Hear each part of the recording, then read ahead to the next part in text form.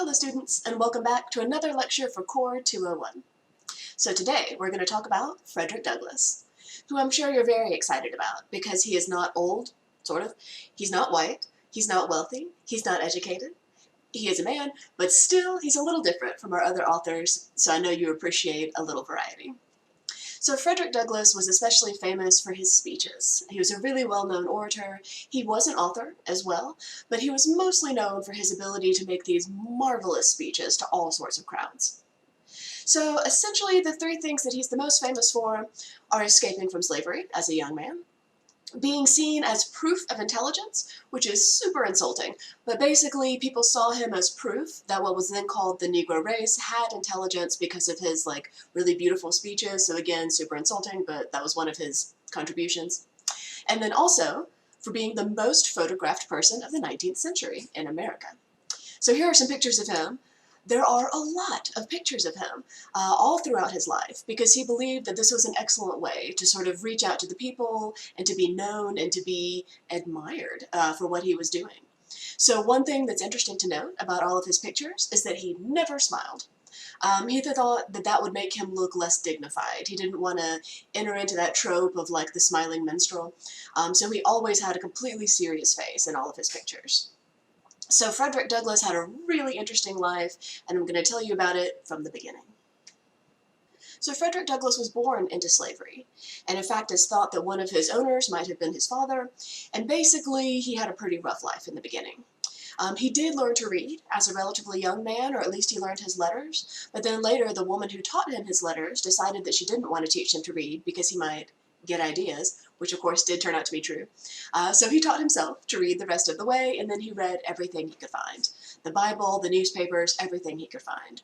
Which was where, essentially, he got the idea that living in slavery was no way to live, and that in fact he should run away. So when he was about 20, he did. He had a stolen or possibly borrowed sailor's outfit and stolen or possibly borrowed sailor's papers, and he used these forged papers to make his way all the way up north, all the way to New York, and so it took about 24 hours. But he famously said of this journey, "A new world had opened up upon me. If life is more than breath and the quick round of blood, I lived more in one day than in a year of my slave life." So his escape was like a vital moment for him. It was something that shaped the rest of his life, obviously, and it was something that he spoke about really powerfully in speeches for the rest of his life. So the person who helped him escape was his first wife. This is her here on the left. This is Anna Murray, and they were together until her death, and they had several children, and they also helped a lot of other slaves escape. They were part of the Underground Railroad. After her death, he married this woman here on the right, Helen Pitts, who you'll notice was white. He famously said that he married someone from one of his races for his first marriage and from the other of his races for his second marriage, but it was very scandalous at the time. Helen Pitts was herself an abolitionist, but it was still quite scandalous. So most of what he did for his professional life was speeches. He was also an ordained preacher, and apparently was an excellent preacher. But most of the time, he traveled around and gave speeches largely about abolition, but about some other things as well, which we'll discuss. And he was famous for just being amazing, just an amazing public speaker. So this quote is from Elizabeth Cady Stanton, who I imagine you've heard of. And Frederick Douglass did speak at the Seneca Falls Convention. He was a big fan of suffrage. But this is what she said. "All other speakers seemed tame after Frederick Douglass. He stood there like an African prince, majestic in his wrath." Love it. So we're going to see some of his wrath later. The speech that we're going to talk about today is kind of angry. He also traveled abroad to give speeches, and this was very unusual for someone who was born into slavery in this time period. So he traveled in the 1845 to 1847 to Britain and Ireland, and he was a huge hit. Now remember, they were way ahead of us in regard to abolition of slavery. So hearing him speak was not considered quite as unusual there, but it was still a massive event. And in fact, he was so popular that a lot of his fans in England essentially took a collection and used that money to purchase his legal freedom from his owner. So essentially his legal freedom was crowdsourced, which is pretty amazing. He also went back there about a decade later to give even more speeches, and this statue is the statue that they erected in his honor, and I think it's amazing. As I noted earlier, Frederick Douglass was also a published author, in part because he owned his own newspaper. It was called the North Star, and it was a very famous abolitionist newspaper. This was their tagline: "Right is of no sex, truth is of no color, God is the father of us all, and we are all brethren." So it was a really popular, famous abolitionist newspaper at the time, and his children helped him run it. He also had a kind of political impact. He was such a powerful speaker and such a well-known writer that he was an advisor to President Lincoln. He was a known associate supporter and advisor of President Grant. And he was even nominated as the vice president when Victoria Woodhull ran in 1872. The problem with that was that they didn't ask him if he wanted to be vice president, and also they didn't tell him that he was on the vice presidential ticket, and also he never agreed to this. So it's a little historically murky whether we should really count that, but he was popular enough at the time to be considered a vital part of that presidential ticket. So he did have a massive impact in terms of politics at the time and powerful political people at the time. So Frederick Douglass's primary concern was definitely abolition. But he was also hugely in favor of universal suffrage, which means not just women's suffrage, but suffrage for the Black people as well. So those were the two primary things that he spoke on. But one of the things that was really important about what he was doing was that he framed abolition in terms of Christianity and in terms of the American Constitution. So we're going to see those two themes emerge really strongly over the course of the speech that we're going to see today. But basically, he used the Christianity that was almost everybody in America at the time as a kind of a weapon to get people to realize that slavery was inherently wrong. Pretty tricky, but very powerful. He was also a huge believer in open dialogue. So he was willing to speak with anybody. He was willing to make speeches almost everywhere. He was a really big believer in the idea that we should speak about our differences and we should speak kindly to one another. And I thought this was interesting because it's very politically relevant right now. We're hearing a lot of talk about reaching across the aisle or making peace or healing divisions, and Frederick Douglass was a big believer in that. He famously said, "I would unite with anybody to do right and with nobody to do wrong." So basically he believed that if you had the same political values, he was willing to work with you.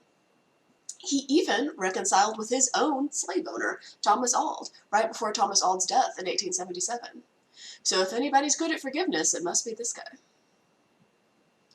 The last thing that I wanted to mention is that Douglass has had a bit of attention lately in the past couple of years. First, when he was mentioned in present tense in a speech by then-President Donald Trump, so it was a little bit unclear whether Trump was aware that Frederick had lived a long time ago and died a long time ago. He said that Frederick Douglass is an amazing example of somebody who's done an amazing job and is being recognized more and more, I notice. So at least he got a little bit of attention. He also got even more attention in the summer of 2020 when people started knocking down all the Confederate statues, because a statue of him was also knocked down.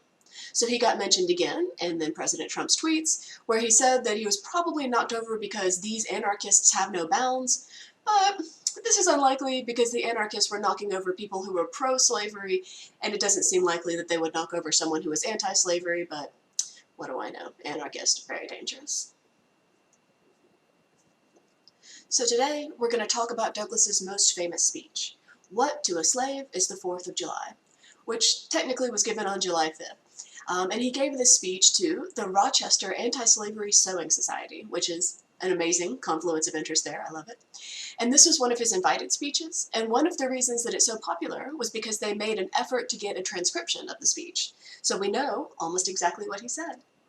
And there have also been a lot of famous recordings of this speech. It's very popular to be played on July 4th every year, partly because it's so amazing, and partly because it continues to be uncomfortably relevant. So, I want to apologize up front for the wall of text that we're going to see in parts of the slides on this speech. But due to the nature of it, some of these sentences happened in paragraphs, and also some of them are so good that I couldn't bear to cut them. So I apologize in advance for the way this slideshow is going to look, but let's get started. So Douglass opens by noting that it's kind of a surprise that he's there at all, by noting what a long way he's come in his life in terms of personal gains and literally personal freedom. The fact is, ladies and gentlemen, the distance between this platform and the slave plantation from which I escaped is considerable, and the difficulties to be overcome in getting from the latter to the former are by no means slight. That I am here today is, to me, a matter of astonishment as well as of gratitude. So he really wants to open by making it clear that this is a long way from where he came, and the fact that he's there at all is kind of a miracle, but also that he's grateful to be there, and he's grateful to be not on the plantation anymore.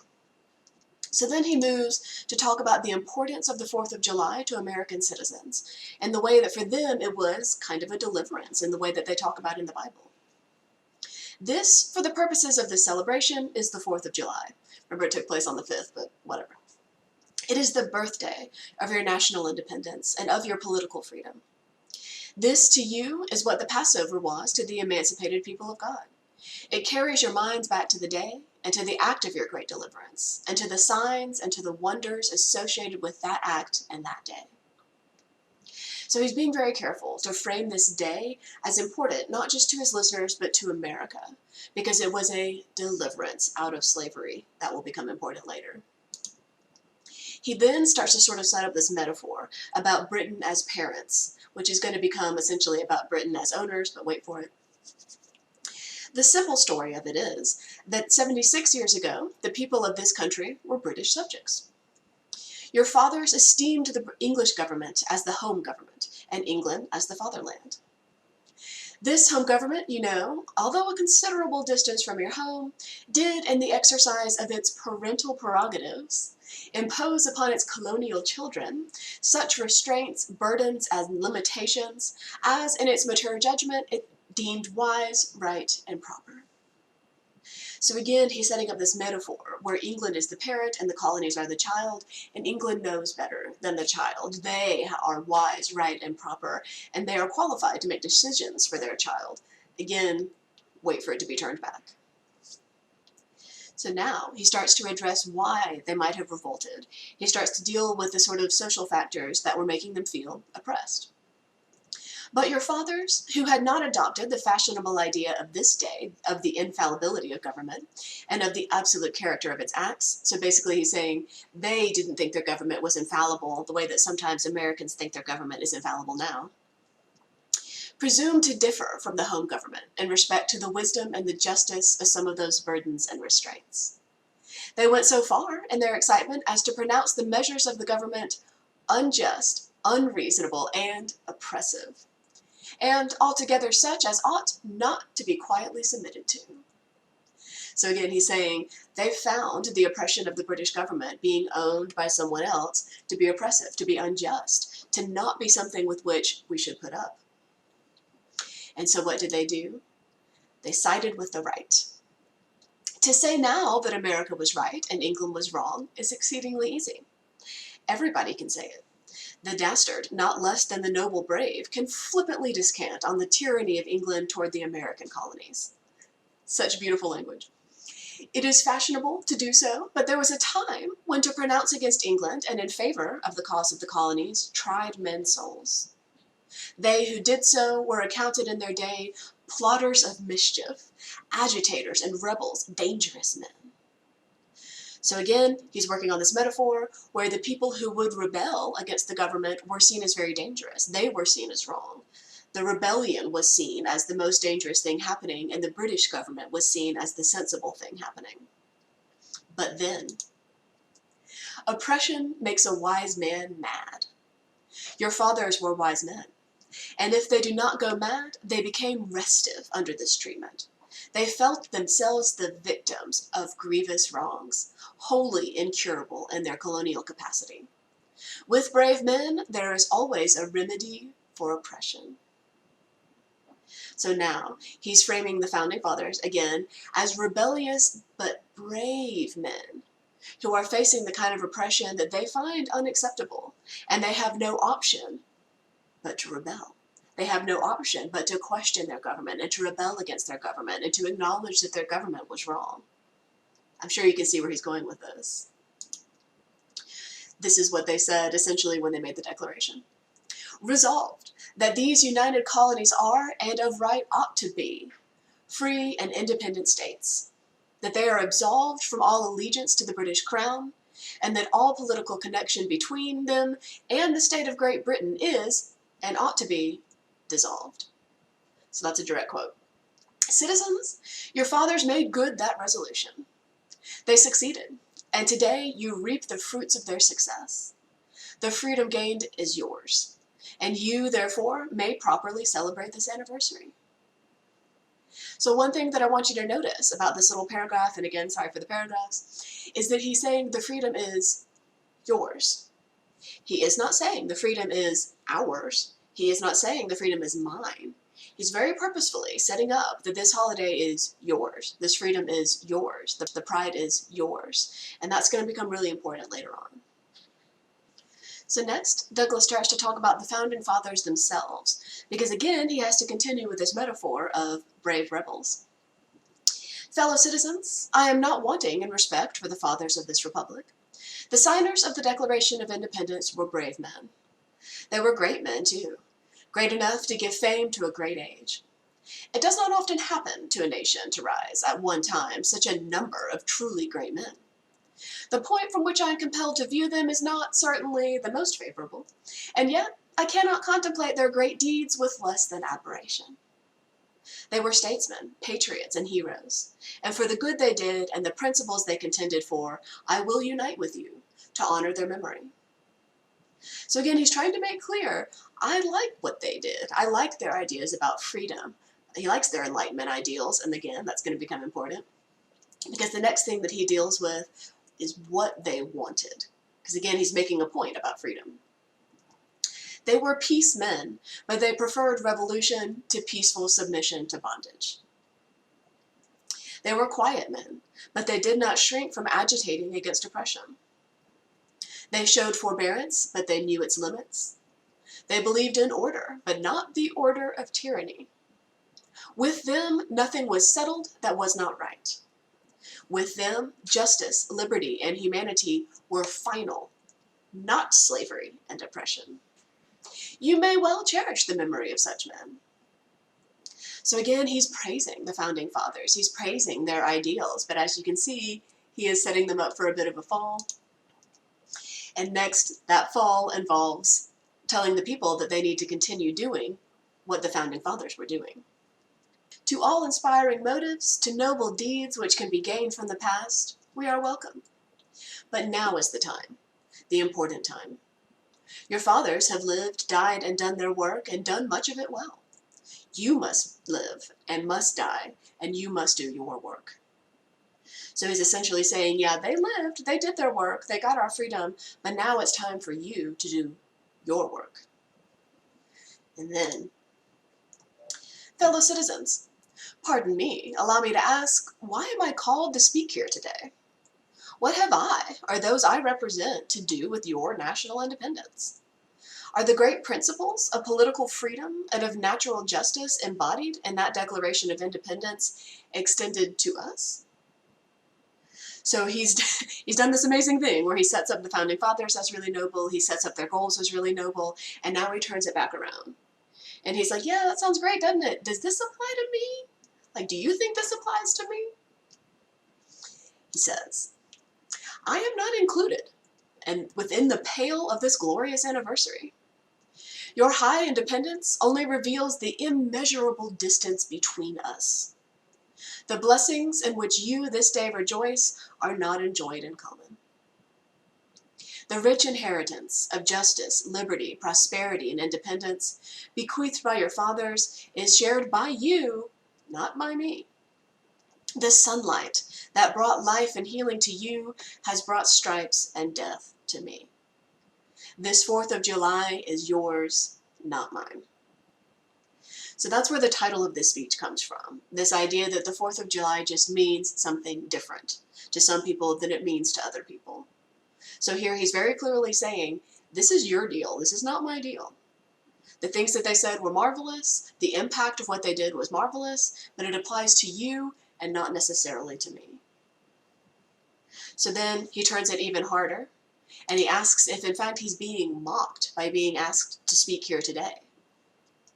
To drag a man in fetters to the grand illuminated Temple of Liberty and call upon him to join you in joyous anthems were inhuman mockery and sacrilegious irony.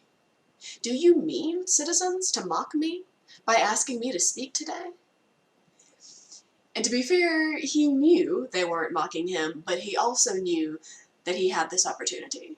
to sort of turn it back on them, to sort of question his place in the world, but also their place in the world, and to make a real point that there are still vast differences between us. To continue his theme about speaking about something that doesn't necessarily apply to him, he talks a little bit about Psalm 137, which you may have heard before, but I don't know.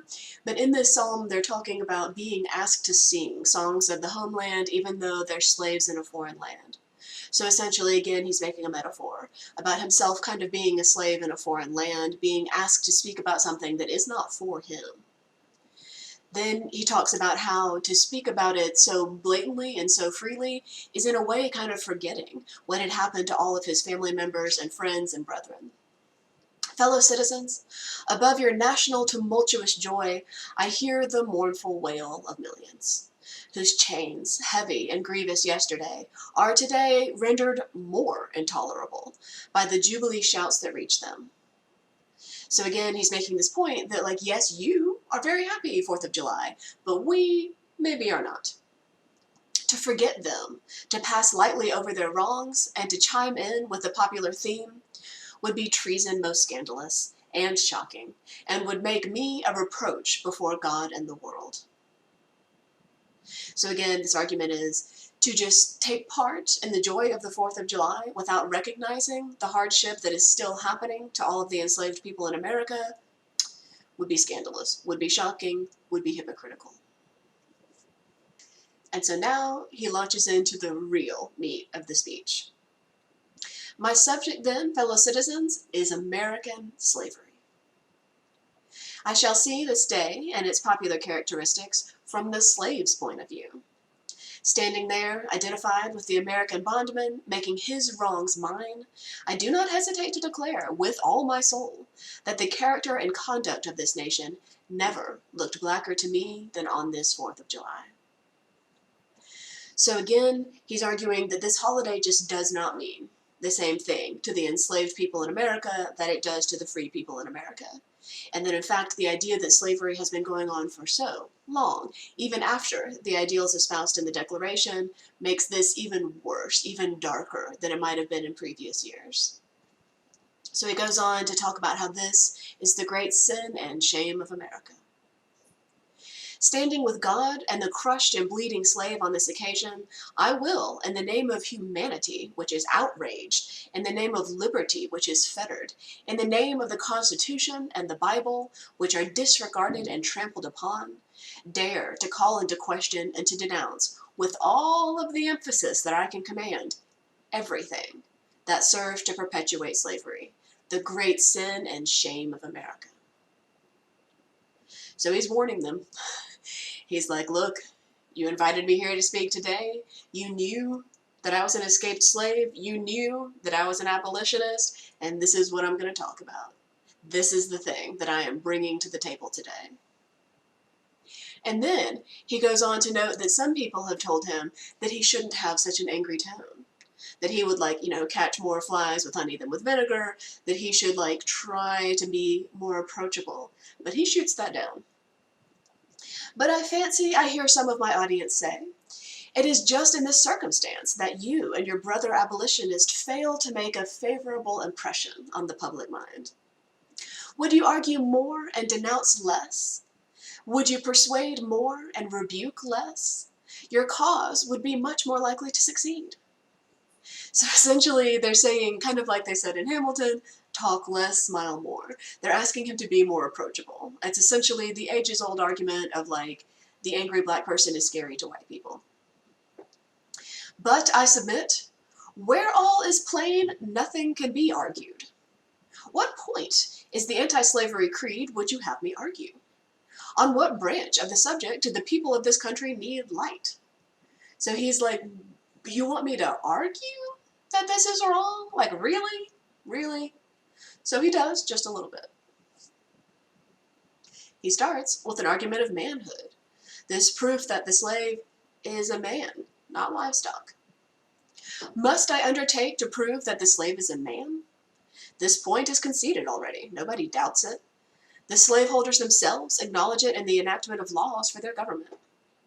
The manhood of a slave is conceded. It is admitted in the fact that Southern statute books are covered with enactments forbidding, under severe fines and penalties, the teaching of the slave to read or to write. So his argument essentially is, you wouldn't have made it illegal to teach slaves how to read and write if you didn't think they were men. Like, if you really thought they were just chattel, you wouldn't have made any laws that regarded their education, because it wouldn't have occurred to you because we don't educate cows. His next argument is about liberty.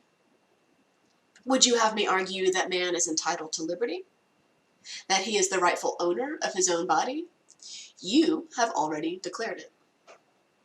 So here again, he's like throwing it right back to the Declaration. He's like, we don't need to argue that men are entitled to liberty because you already did. You put it in the first part of your first thing. Life, liberty, pursuit of happiness. He's like, you have already acknowledged that men have liberty. I don't feel like I need to make that point for you. His final point is that slavery must be wrong because nobody wants it. Must I argue the wrongfulness of slavery? Is that a question for Republicans? There is not a man beneath the canopy of heaven that does not know that slavery is wrong for him. This is such a great argument, because essentially he's saying, yeah, one way that we know slavery is wrong is that you don't want it. If it was so great, if the slaves were so happy and so protected and so well fed, then why don't you want to be a slave? Like, if it's so great, you do it. And the fact that you don't want to do it might mean that in fact it's not great, and it might mean that in fact it's wrong. Next, he faces the argument that slavery might be okay because it was in the Bible. What then remains to be argued? Is it that slavery is not divine, that God did not establish it, that our doctors of divinity are mistaken? There is blasphemy in the thought. That which is inhuman cannot be divine. Who can reason such a proposition? They that can may, I cannot. So one of the arguments that was relatively popular at the time was that slavery was in the Bible, therefore it must not be that bad. And he is saying, like, it's still inhumane, and there's no way that any God would condone that. So he's saying some people may still be making that argument, but like, not me, I'm not going to go there. The final part of this argument is kind of my favorite because it's so angry. So the final part of the argument is like that he's not going to like quietly and calmly and politely continue to talk about this. At a time like this, scorching irony, not convincing argument is needed. Oh, had I the ability and could reach the nation's ear, I would today pour out a fiery stream of biting ridicule, blasting reproach, withering sarcasm, and stern rebuke. For it is not light that is needed, but fire. It is not the gentle shower, but thunder. We need the storm, the whirlwind, and the earthquake. The feeling of the nation must be quickened. The conscience of the nation must be roused. The propriety of the nation must be startled. The hypocrisy of the nation must be exposed, and its crimes against God and man must be proclaimed and denounced. I love this part so much. It's so mad, but he's right to be mad. He's absolutely right to be mad. Like, this fury is so justified. And I really like the way that he's talking about that. This idea that I've also been hearing lately, like, no more peace and light, fire and anger. Like, no more of this, like, good vibes only. Like, it's time to be serious. And so here he's saying, like, we have tried being nice, we have tried being calm, we have tried being Christian. We're not going to do it anymore. We are bringing the fire, we are bringing the thunder, and you better buckle up. Here, then, is his thesis statement. What to the American slave is your 4th of July? I answer, a day that reveals to him, more than all the other days of the year, the gross injustice and cruelty to which he is the constant victim. So essentially, your 4th of July only serves to make it more clear that the enslaved population does not have life, liberty, pursuit of happiness, that they do not have all of the things that Americans were promised on their day of independence. So essentially, what to the slave is the 4th of July? A cruel reminder that it's not for you. So now he starts to really dig in on the topic of the American slave trade.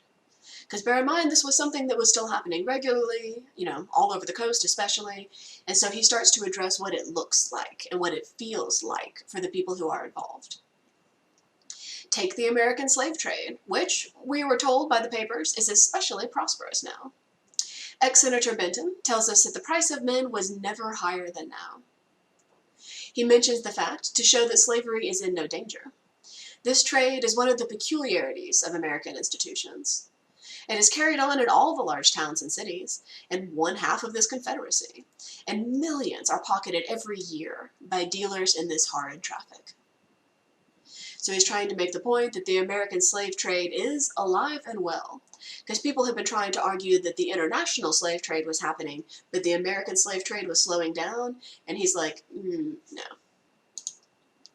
Everywhere in this country, it is safe to speak of this foreign slave trade as a most inhumane traffic, opposed alike to the laws of God and man.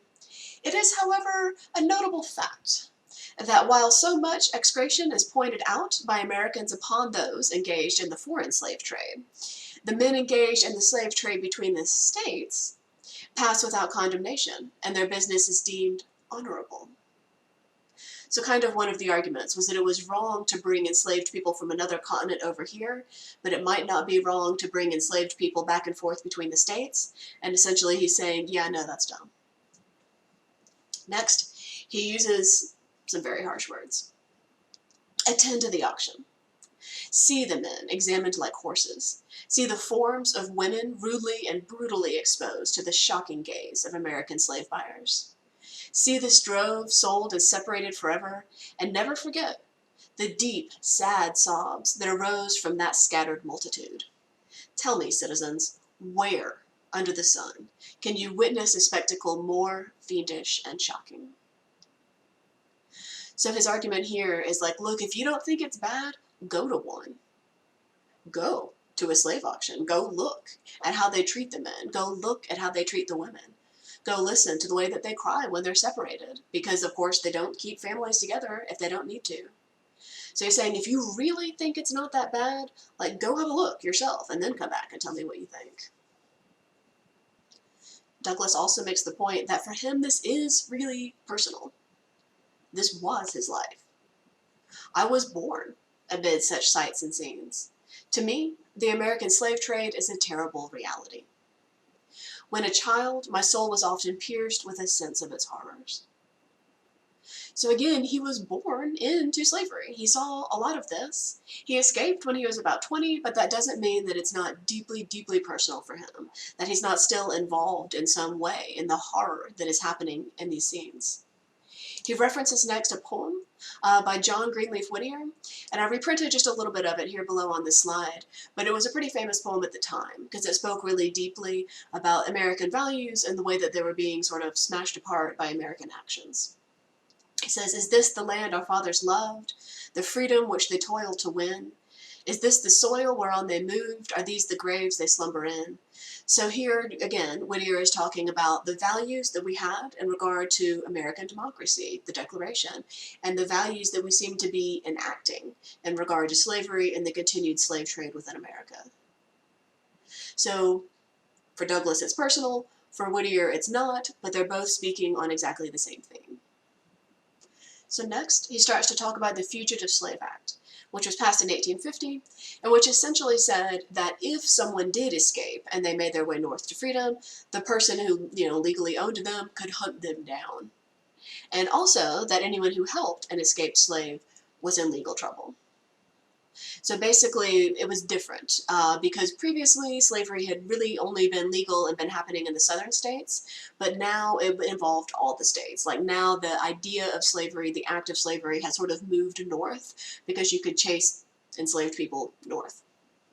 So he says, "But a still more inhuman, disgraceful, and scandalous state of things remains to be presented. By an act of the American Congress, not yet 2 years old, slavery has been nationalized in its most horrible and revolting form. The power to hold, hunt, and sell men, women, and children as slaves remains no longer a mere state institution, but is now an institution of the whole United States." So again, he's saying this used to just be like a states' rights thing, but now it's kind of a national thing because it expanded to the entirety of the states. And he finishes with this amazing sentence. The power is coextensive with the Star-Spangled Banner and American Christianity. Wherever these go, may go also the merciless slave hunter. So he's invoking these two things that Americans really, really love: the Star-Spangled Banner and Jesus. And essentially he's saying the American things that we hold so dear, again, life, liberty, pursuit of happiness, but also Christianity, are now involved with the slave trade.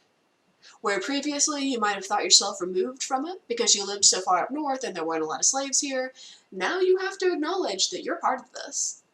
This is American now. This is not just a state thing. So he goes on to argue that it's kind of a sport. Not a good sport, a hellish sport. Where these are, man is not sacred. He is a bird for the sportsman's gun. By that most foul and fiendish of all human decrees, the liberty and person of every man are put in peril.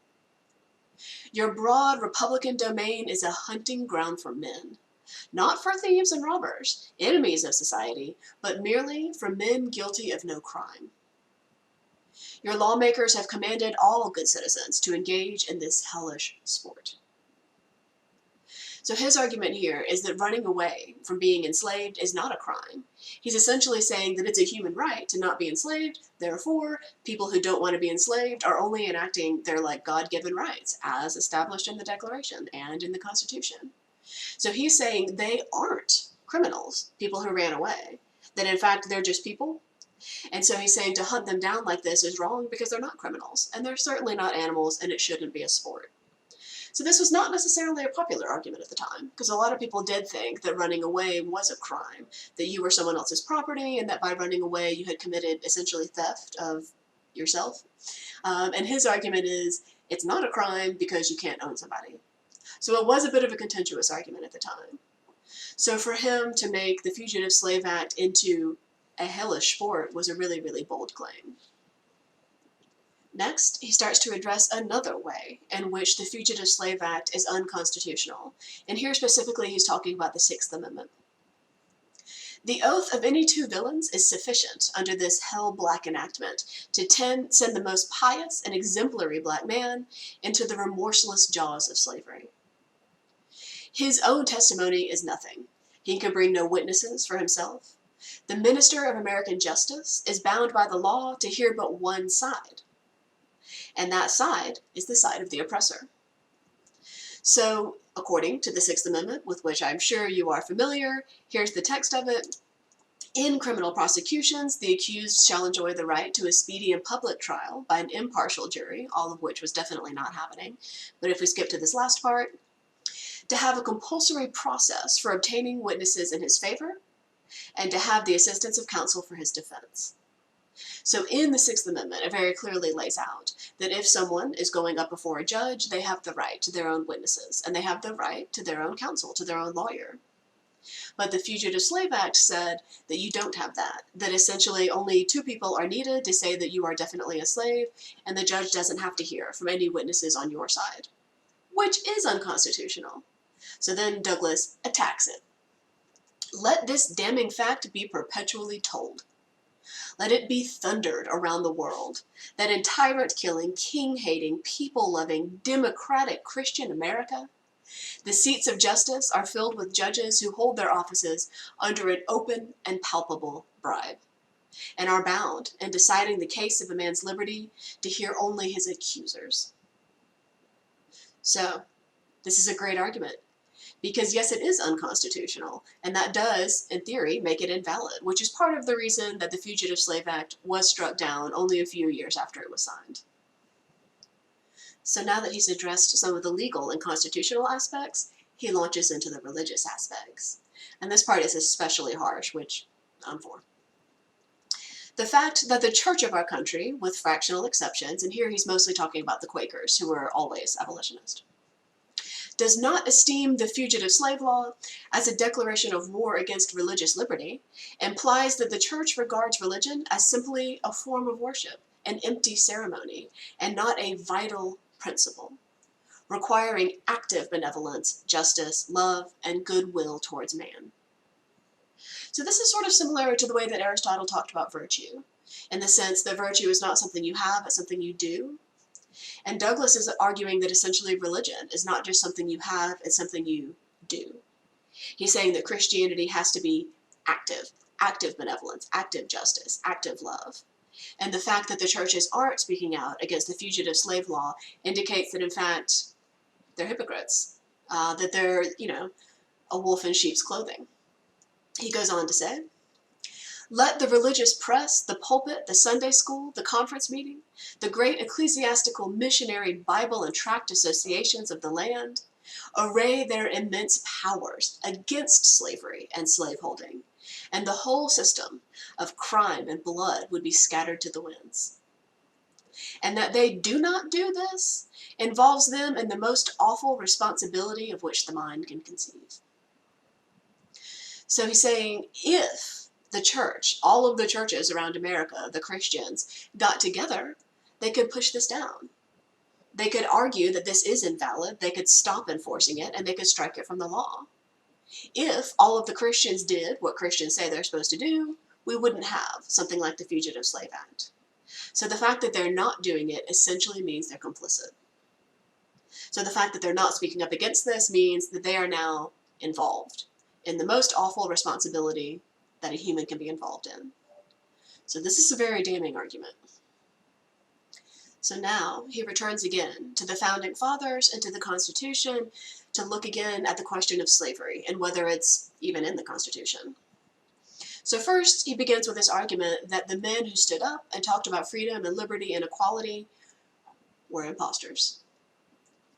Then I dare to affirm, notwithstanding all I have said before, your fathers stooped, basely stooped, to palter with us in a double sense, and keep the word of promise to the ear, but break it to the heart. So he's quoting there from the Bible again, but essentially he's saying by promising freedom, equality, and liberty, and then not delivering it, they were essentially impostors. And instead of being the honest men I have before declared them to be, they were the veriest impostors that ever practiced on mankind. This is the inevitable conclusion, and from it there is no escape. So even though before he said that they were very admirable men and that we could look up to their accomplishments, now he's saying they said some good stuff, but they didn't do it, did they? Making them impostors. Next, he addresses this question of whether slavery is really in the Constitution or not. And this was a really popular argument at the time. And here he references several men who are making the argument, and he essentially says he's going to leave that to them. But I differ from those who charge this baseness on the framers of the Constitution of the United States. It is slander upon their memory, at least so I believe. There is not time now to argue the constitutional question at length, nor have I the ability to discuss it as it ought to be discussed. He talks about these other people are doing a great job. These gentlemen have, as I think, fully and clearly vindicated the Constitution from any design to support slavery for an hour. So he's essentially saying, I don't think that slavery is in the Constitution, but I'm not the expert. These guys are the expert. Talk to them if you want to talk to them. But he thinks that the Constitution does not talk about slavery. He thinks that we shouldn't say that just because it's mentioned in the Constitution, that means the Constitution condones it. And this is a very tricky argument, and this is something that we'll discuss in class, because essentially he's saying, yeah, it's in there, but that's not what they meant. So we have talked a little bit about the idea of a living document, or the idea of like traditionalist views on the document, and here he's saying that he does not take a literal view. In that instrument, I hold there is neither warrant, license, nor sanction of the hateful thing, but, interpreted as it ought to be interpreted, the Constitution is a glorious liberty document. Read its preamble, consider its purposes. Is slavery among them? Is it at the gateway, or is it in the temple? It is neither. So he's saying, yeah, they talked about slavery a tiny bit in the Constitution, but they didn't condone it. They didn't list it as legal necessarily. They didn't say that this is an important thing that we have here. He is saying that if you interpret the Constitution the way that he interprets it, slavery is not even in it. in fact, he says, is outright opposed to it. Now, take the Constitution according to its plain reading, and I defy the presentation of a single pro-slavery clause in it. On the other hand, it will be found to contain principles and purposes entirely hostile to the existence of slavery. So he's saying, not only is it not in there, it's actively against it. And that's the thing that we need to consider. So again, this is an open interpretation of the Constitution in a way that was slightly different from what a lot of people were saying at the time. So in his summation, he says that he still has hope for America, for an anti-slavery America. Allow me to say, in conclusion, notwithstanding the dark picture I have this day presented of the state of the nation, I do not despair of this country. There are forces in operation which must inevitably work the downfall of slavery. The arm of the Lord is not shortened, and the doom of slavery is certain. I therefore leave off where I began, with hope. Which I think is really remarkable, that if anybody could have hope, it would be this guy.